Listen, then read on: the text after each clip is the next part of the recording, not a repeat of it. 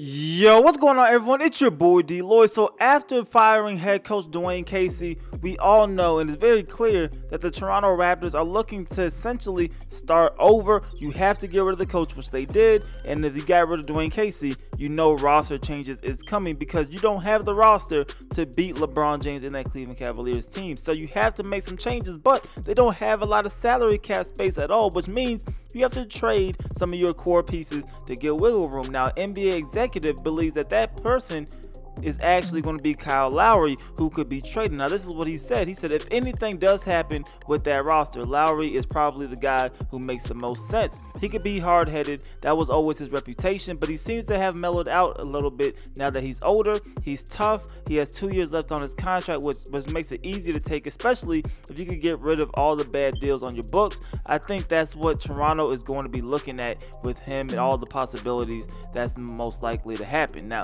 that is what he's basically saying, that if anybody's going to get traded, it's going to be Kyle Lowry. DeMar DeRozan, of course, a candidate that can be traded, but a lot of teams are going to want DeMar DeRozan, of course. But the question is, what are the Toronto Raptors willing to take for DeMar DeRozan? Is there an offer out there that can warrant you getting rid of DeMar DeRozan? He is still younger. Kyle Lowry is older. If you had to choose, it would be to trade away the 32-year-old instead of DeMar DeRozan. That's what I would do, at least, if I was the general manager of the Toronto Raptors. But it is clear something is going to happen either way this offseason. You cannot come back if you're Toronto with the exact same roster and a new coach and thinking things are going to be different. Clearly, you have to do something, because I don't think it was really the coaching.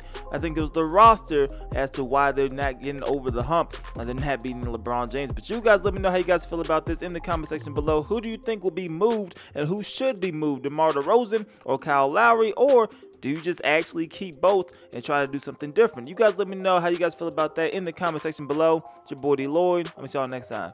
Peace.